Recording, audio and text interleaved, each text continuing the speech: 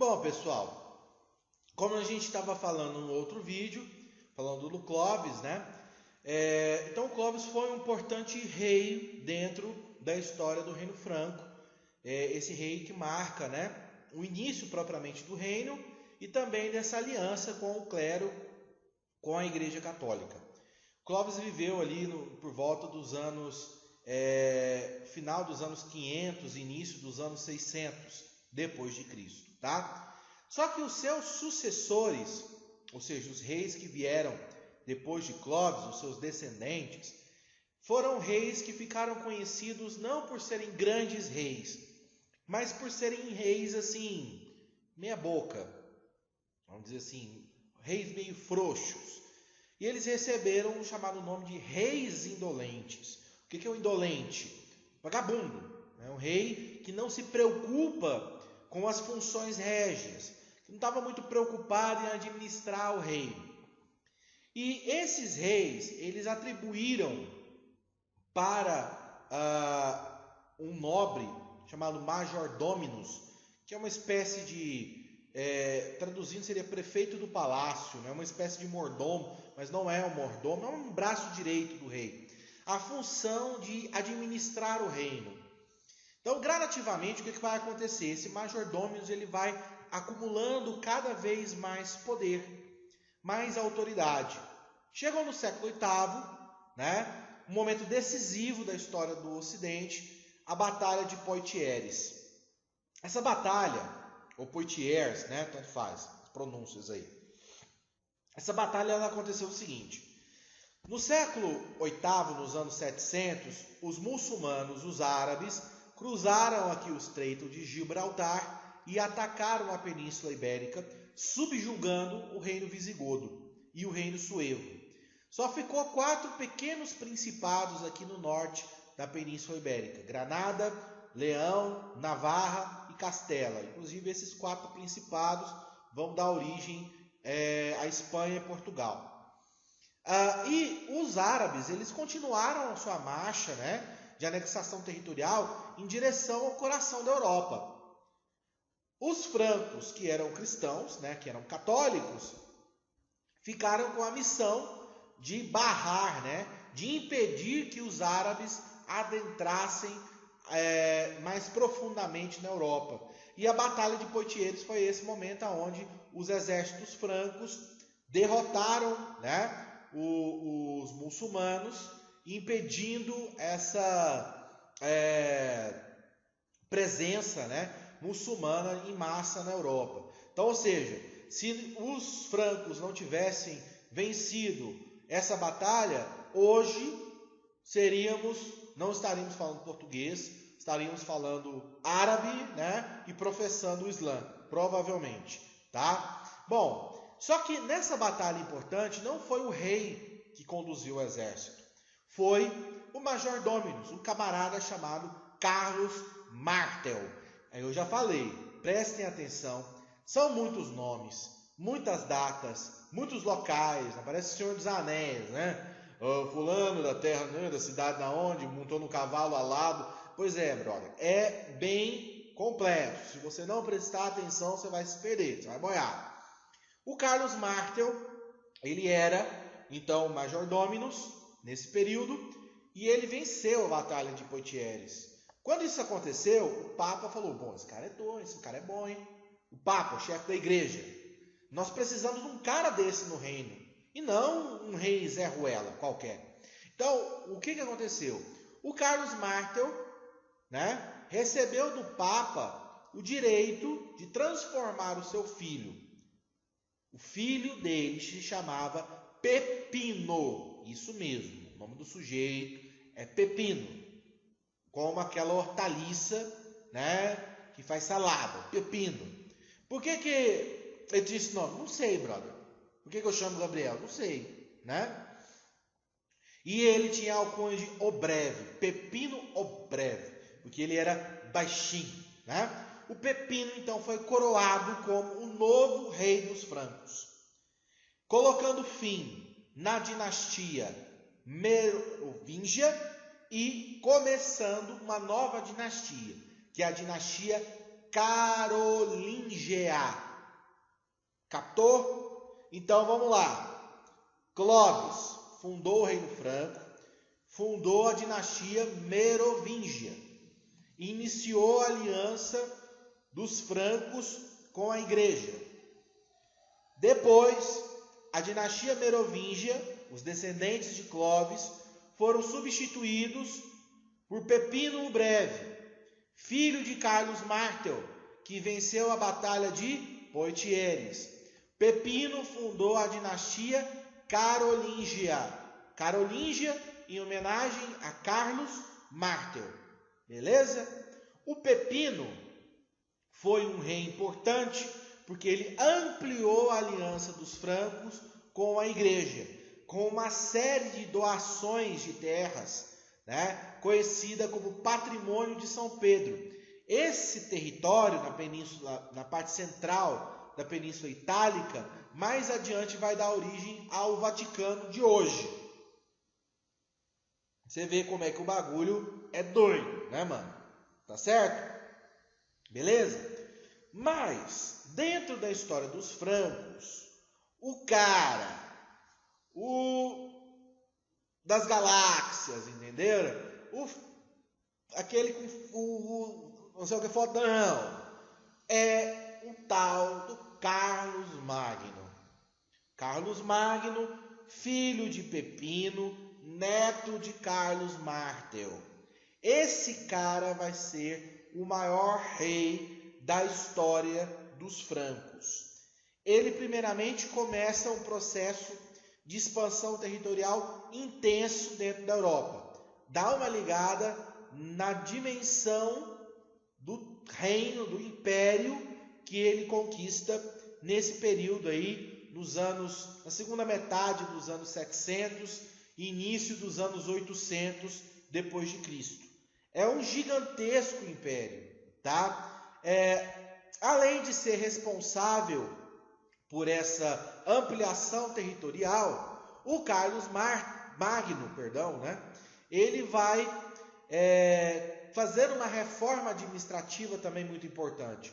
Como é que funcionava essa reforma? Ele dividiu o reino em unidades administrativas: condados, ducados, comarcas. Preste atenção. Quem governa o ducado? O duque. A comarca, o marquês. O condado, o conde. Essas divisões vão dar origem aos títulos de nobreza dos senhores feudais ao longo da Idade Média, tá? Então aqui nós podemos falar de feudalismo aqui, propriamente dito, nos anos 700, nos anos 800, nos anos 600? Não. O feudalismo ele está sendo construído. É um processo longo de construção. O feudalismo clássico, com todas as suas características, ele só se apresenta, ele só é visivelmente claro a partir do século IX, já no final da Alta Idade Média. Então a Alta Idade Média é a fase de construção e de consolidação do feudalismo. Feudalismo é esse que eu vou explicar para vocês, as características, tudo bonitinho, aguarda aí. Voltando, essa reforma administrativa que o Carlos Magno faz, então, ele cria essas unidades, entrega, né, a cada uma delas a responsabilidade de um nobre administrar, e ele vai criar um sistema de fiscalização chamados olhos e ouvidos do rei, que percorrem, né, essas unidades, verificando se a lei real, se a cobrança dos impostos está sendo feita. Então, um sistema muito interessante, muito eficiente. No ano 800, o Carlos Magno vai ser coroado, né, como imperador do Império Carolíngio. E mudam só a questão de nome. Em se chamar Reino Franco, a gente chama de Império Carolíngio, né? Mas não há uma sequência, né? A gente vai falar do reinado do filho dele aqui, o Luís Piedoso. Outro aspecto importante do governo do Carlos Magno foi o tal do Renascimento Carolíngio. O próprio Carlos Magno ele era semi-analfabeto, mal sabia rabiscar o nome. Então ele percebia a dificuldade, a falta de ter um corpo burocrática, uma nobreza, né, qualificada para dar seguimento ao seu reino. Então o que ele fez? Ele mandou buscar em todas as partes da Europa os homens das letras, filósofos, escritores, monges copistas, enfim, e reuniu arquitetos, artistas, escultores, artesãos, reuniu toda essa galera na sua corte em Reims, na França. Ali se tornou um polo, né, de cultura letrada e de produção cultural, contrastando com uma Idade Média analfabeta e iletrada. Por isso que o Renascimento carolíngio ele é importante, porque ele é um momento onde você tem uma pequena experiência de valorização dessa cultura letrada dentro de um ambiente que predomina o analfabetismo, predomina uma cultura iletrada. Beleza? Tudo bem? Esse Renascimento carolíngio ele durou pouco, né? Mas um dos seus grandes legados é, por exemplo, a questão dos monges copistas. Os clérigos, né, membros da igreja que tinham como função copiar textos filosóficos, os textos da Bíblia. Não havia impressão, né? Não havia máquina de escrever ou impressora nesse período, então os livros eram feitos à mão, copiados letra por letra. Então, a gente manda o aluno copiar um parágrafo, o aluno já enche o saco e reclama. Agora imagine você copiar uma Bíblia, né, à mão, certo? Toda com aquela caligrafia maravilhosa, né, desenhada, aquela coisa espetacular, né? Então, graças ao trabalho desses caras, muitas obras antigas da filosofia de Platão, Plutarco, né, Anaximandro, Heráclito, Parmênides, entre outros, chegaram, né, ao mundo atual graças ao trabalho desses caras. Beleza? Bom, o Carlos Magno governou até o ano de 810, quando ele faleceu, e ele foi substituído pelo seu filho, um camarada chamado Luís o Piedoso. O rei Luís, como o próprio nome diz, não era um cara da guerra, né? Não era um cara que expandiu o reino, mas, de certa forma, ele deu continuidade ao legado do pai. Preservou, né, a unidade territorial, as fronteiras do seu império. Pouco tempo antes de morrer, o Luís Piedoso ele tomou uma decisão. Ele dividiu o reino franco, o Império Carolíngio, entre os seus 3 filhos. Né? Nessa configuração aqui, ó. Carlos recebeu uma parte, Lotário uma outra e Luís outra parte. Esse território aqui, ó, é o que a gente chama de patrimônio de São Pedro, que eu falei para vocês, que pertencia à Igreja Católica. Né? A ideia de Luís era evitar uma guerra entre os 3 filhos pelo trono. Só que, na verdade, foi um tiro no pé. Essa divisão entre os 3 filhos, ela enfraqueceu o reino. E isso possibilitou, a partir do século IX, uma segunda onda de invasões bárbaras na Europa. Então, a primeira onda ela acontece ali do século III até o século V, o século VI. E essa segunda onda de invasões bárbaras acontece no século IX.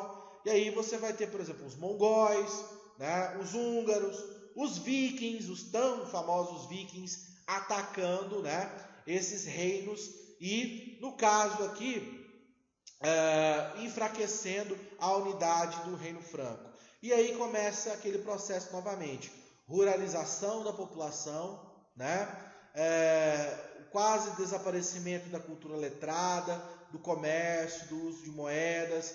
Então você tem uma nova intensificação da Idade Média.